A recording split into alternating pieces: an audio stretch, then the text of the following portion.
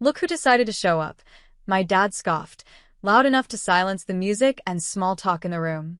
All heads turned toward me.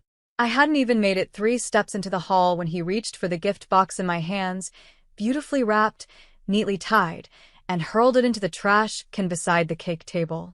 "We don't need pity money," he growled. "You're just here to beg, aren't you? Before we begin, drop a comment and tell us where are you from and from which city you're watching our videos? And after watching the whole video, don't forget to tell us, what would you do in this situation? Be honest, tell me in the comments below." We read every comment. Let's begin. Everyone laughed. My sister, still in her white rehearsal dress, hid her giggle behind a champagne flute. My mom turned away, pretending not to see. I just stood there, still. Not a tear. Not a blink. Then I smiled. "Open the card before you choke on your cake," I said quietly. The room stilled again. My sister tilted her head, curious. My dad hesitated, and then, with an exaggerated grunt, he walked over to the trash, pulled the crushed box out, and tore the envelope from the top. He opened the card. He didn't even finish the first line before his face changed. Then, right on cue, the double doors of the venue opened and in walked my husband, Logan. Tall, clean-shaven, and calm as ever, dressed in a dark blue tailored suit, holding a second envelope in his hand. "Thought I'd drop this off myself," he said, placing it on the gift table, since the first one nearly ended up with the plastic cups. My dad's hands were trembling now. The original card was still open. He looked back at me like he was seeing a ghost. My sister stood up. "What's going on?" Her voice cracked. She sounded more panicked than annoyed.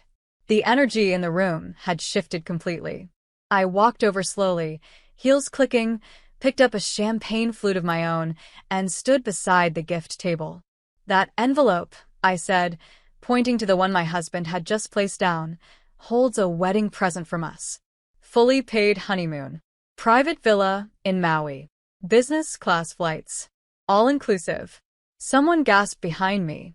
"But," my sister began. "Oh," I added, "and the check in the card Dad just opened? That was for Mom. To help her pay off the mortgage. I figured you all needed the help." Suddenly, no one was laughing.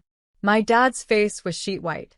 My mom stepped forward like she wanted to speak, but couldn't find the words. But it was too late. This wasn't for applause. It wasn't for praise. It was closure. I set my glass down untouched. Turned to Logan, who simply offered his hand. I took it, and as we walked out of the hall in silence, I heard chairs scraping. A quiet, "Wait, Emily, please," from behind. But I didn't stop. Not once. They had already thrown me out once. I had only come back to return the favor, with interest. 3 years ago, I left that house with a duffel bag, a cracked phone, and a heart so shattered I could barely speak. I still remember that night. The rain hadn't even started yet when my dad stood in the driveway, holding the front door open like I was some burden he couldn't wait to be rid of. "You've done enough damage," he'd said. "You can leave now. Don't expect a single cent from us ever again." My sister, Melanie, leaned against the porch rail, arms crossed, smug. "You'll come crawling back. Don't worry, we'll pretend not to gloat when you do." And my mom? She stood by the window, looking everywhere, but at me. That was the night I finally realized the truth. I was never the daughter they wanted. Never the one they were proud to claim. I wasn't the perfect one getting a master's degree in fashion design, or the one engaged to a rich family son. I was just the other one. The inconvenience. And all because I said no. No to the arranged marriage they wanted to push me into. No to the family business that I was expected to take over without question. No to selling myself short. They called it betrayal. I called it survival. That night, I slept in the back of my old sedan outside a 24-hour diner.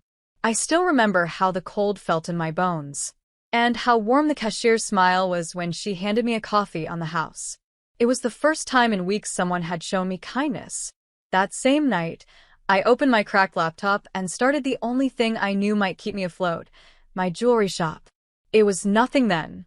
Just a few listings. A few photos.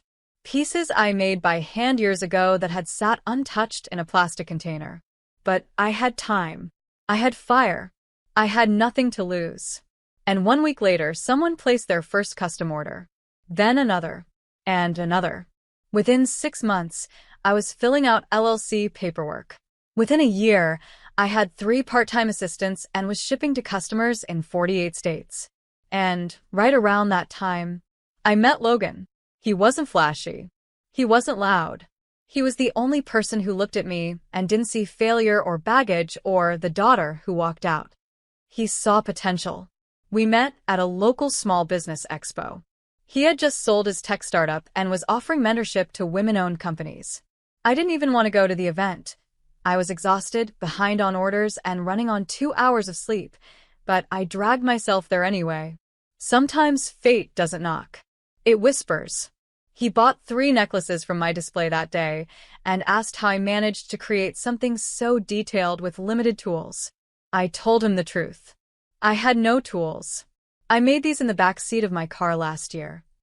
He didn't blink, didn't flinch. He just said, "Then you're the most resourceful woman in this building." We married in private 8 months later. No invites. No drama. No family. I didn't send a single card. They had made their choice long before I made mine. But now it wasn't about revenge. It was about reclaiming the space they told me I'd never belong in. So when Melanie's bridal shower invite came in, sent by my aunt who still had the decency to treat me like a human being, I didn't plan to go. At first. But Logan was the one who looked at the card and said, "You should show up." "Why?" I asked. "So they can pretend I'm invisible again?" "No," he said, sliding the envelope back into my hand. "So they can see what invisible became." He was right, but I didn't go to boast. I went to give them the kindness they had never shown me, just so they could choke on their own cruelty. And when I stood there, watching my father tremble while reading that card, it wasn't pride I felt. It was peace. I had walked through fire, alone, and I came back wearing gold. The moment Logan and I stepped out into the parking lot, my phone lit up like fireworks on the 4th of July. 13 missed calls, 6 voicemails, 3 text messages. All from my mom. "Emily, please. Let's talk. Your father didn't mean it like that. Can we meet?" I didn't respond. Not yet. The silence would sting more than anything I could say. We got into the car. Logan reached for my hand, giving it a gentle squeeze. "You okay?" he asked. I nodded, lips tight. I didn't think I'd feel this calm. "You were never the problem," he said. "They just didn't know how to handle someone who outgrew them." Halfway down the highway, I glanced at the rearview mirror, not to look behind me, but to remind myself how far I'd come. And that was when my sister called. I let it ring, then again, and again. Then came the text. "You could have just given the gift without trying to humiliate everyone." I let out a soft laugh. Logan raised an eyebrow. "She thinks I tried to humiliate them," I muttered. Unbelievable. But what came next made my stomach twist. The wedding venue just called. The deposit bounced. "Did you do something?" My blood turned to ice. "I didn't touch anything," I said slowly, handing Logan the phone. He read the text. His expression darkened. "She's fishing. Trying to find someone to blame." Another text buzzed in. "Please. If you still care at all, just call me. We're in a mess." I turned away from the screen. They didn't want me at that shower. They didn't want me at the wedding. They didn't want me in their lives. Until the money came out. Until they realized I had built something they couldn't control, couldn't take credit for, and definitely couldn't replicate. Now, suddenly, I mattered. Logan parked the car in front of our home. Modern, sunlit, peaceful. The kind of place I used to imagine back when I was sleeping in my car. I stood on the porch a moment before going in, letting the evening breeze calm the noise in my head. Then I turned to him. "What if I went back tomorrow?" "To the wedding?" he asked, surprised. "No," I said. "To the house. One last time." His eyes narrowed slightly. "Why?" "Because there's something they left in that attic. Something they kept from me for years. I never had the courage to ask about it." He studied me. You don't owe them anything. I know, I said quietly. But this time, I'm not going as the girl who left in shame. I'm going as the woman who came back on her own terms. The next morning, I knocked on the same front door that had once been slammed in my face. My dad opened it. No yelling, no glare, just silence. He looked older, smaller, like someone who had spent the night unraveling every mistake he'd ever made. Emily, he breathed. I didn't expect. I'm not staying long, I said. Just want something from the attic. He blinked. What? Mom's old cedar chest. The one with the lock. You always said it was junk, but I think you knew better. He hesitated. That's not yours. I tilted my head. Then why did Mom write my name on the bottom of it in Sharpie when I was 11?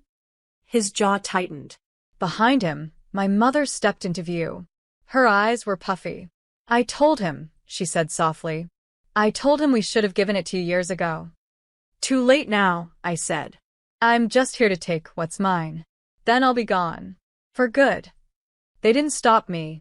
When I opened that chest, I found things I hadn't seen in years. Sketchbooks I thought had been thrown out, letters I'd written to myself, a journal from when I was 16. But tucked inside the lining was something else. A sealed envelope with my name. Inside, a check. From my grandmother. 10 years ago. Meant to fund the design school I was never allowed to attend. I froze. They kept this from me. All this time. I walked down the stairs slowly, envelope in hand, and handed it to my father without a word. He opened it, and when he saw the date, he paled. I didn't think you were ready, he muttered. No, I said. You didn't think I was worth investing in. And I walked out. This time I didn't look back. The morning of Melanie's wedding started with silence. No frantic messages. No apology calls. Not even a passive-aggressive text. After yesterday's visit, I figured they'd finally accepted it. That I wasn't coming to save them. But by noon, Logan's phone buzzed. He read the screen, then handed it to me without a word. Do you think she'll show? It was from Melanie. Sent to her wedding planner. Except she accidentally sent it to Logan. She had been venting, not reaching out. That alone told me everything. They still hadn't changed. They were just scared. And when fear fades, entitlement comes back. I gave the phone back, unbothered. But Logan said something I didn't expect. I think you should go. I blinked. To the wedding? Not for them. For you, he said. You walked through fire to get here, Emily. You don't need their recognition. But maybe it's time to let them see who you've become one last time. He was right. So I didn't wear black. Or show up in some power suit to make a statement. I wore soft gold. My hair simple. My heels low. Because I didn't need to scream to be heard anymore. We arrived just as the pre-ceremony photos were wrapping up. The garden was packed with relatives, vendors, and string lights that didn't quite distract from the tension floating in the air. People whispered when they saw me. Some stared. My father was off to the side, looking anywhere but at me.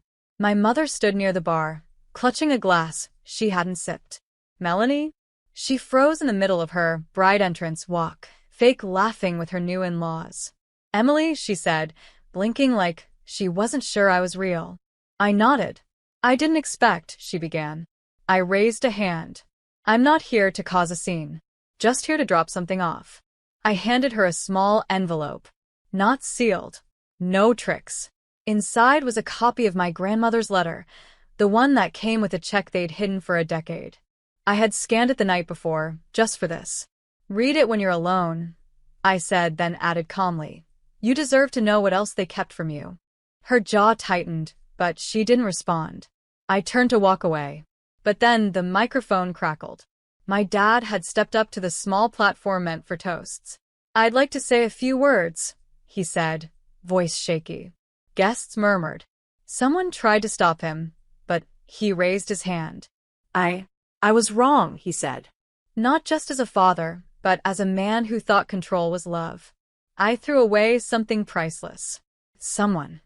The entire garden quieted. He looked toward me, then at Melanie, then down at the floor. My daughter built a life I didn't think was possible.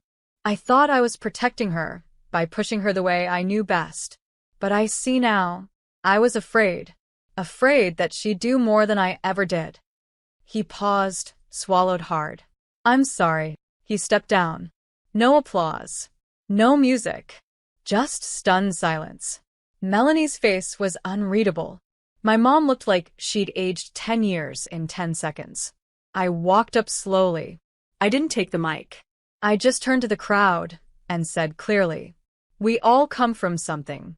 But sometimes we have to break away from what built us to build what we deserve. Then I turned back to Melanie. I hope your marriage is built on truth. Not pressure. Not image. Just love.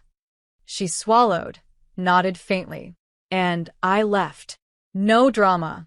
No shouting. Just peace. Because this time I was walking away, not running.